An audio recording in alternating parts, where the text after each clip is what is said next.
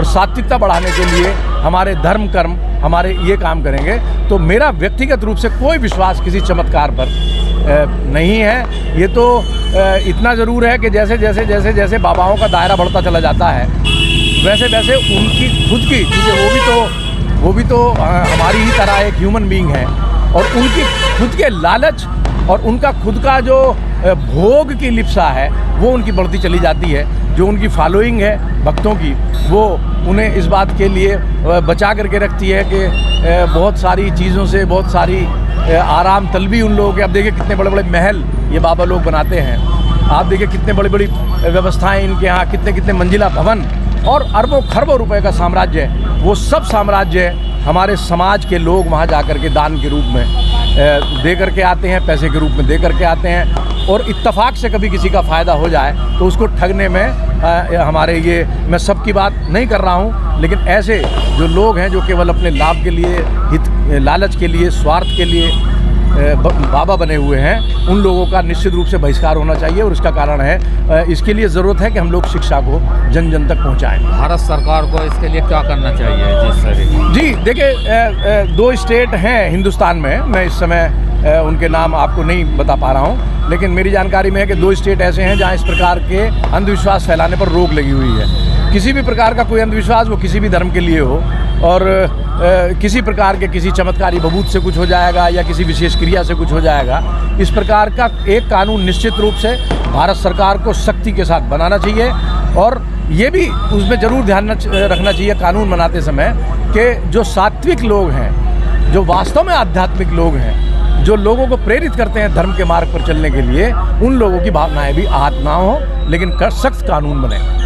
Master जी, सबसे बड़ा सवाल ये है, जब कोई हादसा हो जाता है उनका सीक्रेट राज बाद में क्यों खुलते हैं? हाँ, ये तो मैं भी कहूँगा।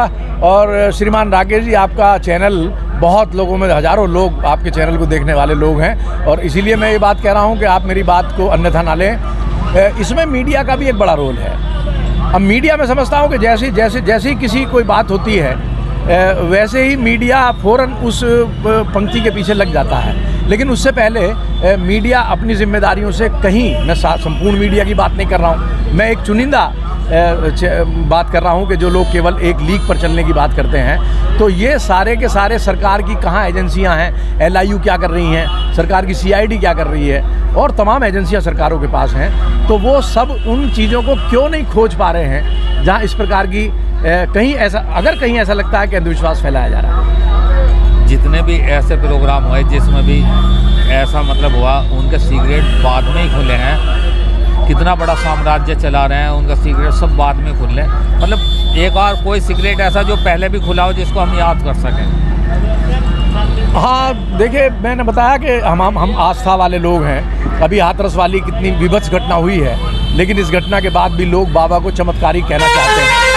जो वहाँ के जो भी ये बाबा थे, जो अपने आप को नारायण साकार बाबा के रूप में जानते थे, तो मैं अभी TV चैनल्स पर देखता हूँ या बात होती है अपने रिश्तेदारों से उस क्षेत्र में रहने वाले, वो लोग आज भी चमत्कारी कहते हैं बाबा को। अब इस चीज़ का हिसाब किस नज़रिए से देखेंगे? या तो इस नज़रिए से देखिए कि चूँकि उनके खुद के साथ ये हादसा नहीं हुआ है इसलिए उनका जवाब ये है, और या इस नज़रिए से देखिए कि वो लोग अशिक्षा से घिरे हुए हैं, वो लोग, उनका जो ब्रेन है वो इतना डेवलप नहीं हो पाया, उनका बौद्धिक स्तर इतना नहीं बढ़ पाया, वो भी इन सच्चाइयों को समझ सकें। जिस तरीके से मतलब जो बाबा हैं, ये इनके पीछे का जो राज है, सॉरी मैं सवाल दूसरा कर रहा था, अब दूसरी जगह ले जा रहा हूँ सवाल।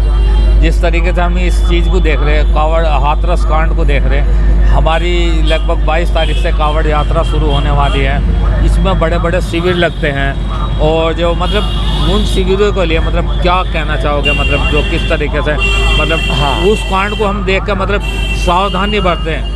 जी बिल्कुल बिल्कुल, इसमें बिल्कुल मेरा ये बात कहनी है। हालांकि प्रशासन, हम देख रहे हैं कांवड़ संघों से जुड़ने के कारण कि प्रशासन गत 2-3 वर्षों से तो बहुत विशेष व्यवस्थाएं करता है, चाहे वो DJ को तेज़ ना बजाने का मामला हो, DJ की वाइब्रेशन रोकने का मामला हो, और सड़कों के बाहर यानी सड़कों पर किसी कांवड़ शिविर का हिस्सा नहीं आए इसका मामला हो, और वहाँ बिजली के तार नंगे नहीं हों, उस शिविर के ऊपर से बिजली के तार नहीं जा रहे हों, और प्रत्येक कांवड़ में शिविर में जो हमारे भोले आते हैं, भोले भक्त, उनके लिए ठीक ठाक से उनके नहाने के लिए शौचालय आदि की व्यवस्था हो।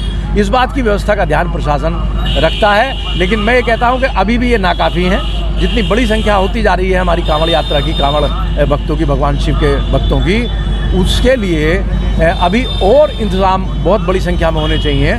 और जैसे आपने सवाल किया तो इसमें कोई दो राय नहीं है कि हादसे होते भी हैं। बहुत बारिश बरसात के मौसम में सांप निकल आते हैं, बहुत बारिश बरसात के मौसम में बिजली का तार कहीं छू जाता है, बहुत बार कभी कोई इस प्रकार का गंभीर हादसा हो जाता है वाहन के द्वारा। तो मेरा मानना है कि प्रशासन को इस पर और विशेष ध्यान देना होगा। उसी पंक्ति में मैं पहले वाले में एक बार फिर आ रहा हूँ, उसमें मतलब जिस तरीके से हादसा हुआ, बाबा के लिए क्या कार्रवाई होनी चाहिए, क्या कार्रवाई की मांग करते हैं प्रशासन ऐसे बाबाओं के लिए, क्या कार्रवाई पेश है? जी, ये बड़ा मुश्किल प्रश्न है। हालांकि श्रीमान राकेश जी, मुश्किल प्रश्न इसलिए है कि लाखों अनुयायी उनके हैं, आज भी हैं, लेकिन फिर भी मैं हिम्मत करता हूँ ये बात कहने की कि उन बाबा की जिन चमत्कारों की चर्चा हम लोग सुन रहे हैं, तो सरकार उन बाबा को पत्र लिखे या उन्हें बुला करके, सरकार के पास बहुत अधिकार हैं, उन बाबा जी से कहे कि अब अपने चमत्कारों के जरिए उन लोगों को जिंदा कर दें जो लोग वहाँ उनके यहाँ भगदड़ में मारे गए हैं। तो फिर मैं समझता हूँ कि मैं भी उन्हीं बाबा का भक्त हो जाऊँगा। मैं भी दोनों सभी समाज में रहता हूँ। मैं एक मुद्दा उठ कर आ रहा, योगी आदित्यनाथ जी ने कहा सड़कों पर नमाज नहीं होगी, उसको कावड़ से जोड़ कर देखा जा रहा है कि सड़कें भी कावड़ पर नहीं होनी चाहिए। मतलब उसके लिए क्या क्या होगा? यह वो 10-12 दिन की यात्रा, वो पैदल चलते हैं और नमाज एक जगह स्थान पर पढ़ी जाती है। उन दोनों में मतलब क्या बैलेंस होना चाहिए, किस तरीके से काम होना चाहिए? जी देखिए, मैं इसमें हिंदू हूँ तो ऐसा नहीं है कि मेरा झुकाव हो, क्योंकि मैं तो अल्लाह के तराजू को भी जानता हूँ, मैं तो समभाव को भी जानता हूँ, मैं तो बुद्ध को भी जानता हूँ, मैं तो महावीर को भी जानता हूँ। और इसलिए मेरी निष्ठा मुझे इस बात के लिए रोकती है कि मैं किसी भी प्रकार के पक्षपात की बात करूँ। जहाँ तक नमाज की बात है, सड़कों पर होने की बात है, उसका कारण केवल ये है कि आने जाने वाला जो हमारा परिवहन है, जो आवागमन के साधन हैं, उन लोगों को दिक्कत नहीं हो। कोई बीमार है, किसी को जाना है। अब जहाँ तक कांवड़ की बात है या इसकी अगर तुलना करते हैं, मुझे लगता है कि ठीक है, कांवड़ की व्यवस्था भी प्रशासन को ऐसी करनी चाहिए, एक ऐसा मार्ग निकाल देना चाहिए कि जिससे रूट पर दिक्कत नहीं हो। लेकिन उसका मैं कांवड़ को ये ज़रूर कहना चाहूँगा कि एक यात्रा है जो 5 दिन के लिए, 7 दिन के लिए, 10 दिन के लिए एक यात्रा होती है, और उसमें वो लोग कहीं रुक करके वो ऐसा नहीं कर रहे हैं कि कहीं उन्होंने सड़क जाम कर दी है या सड़क रोक दी गई है।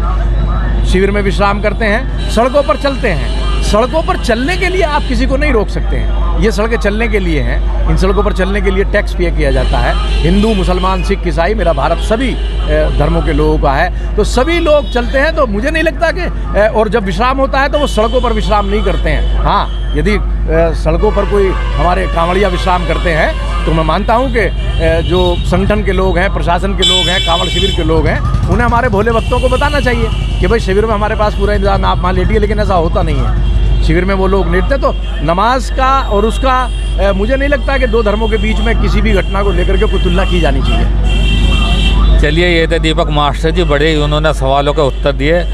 और आप देख रहे हैं 24 तेजस न्यूज़, देखते रहिए 24 तेजस न्यूज़। मिलते हैं किसी और नई वीडियो के साथ। थैंक यू, धन्यवाद।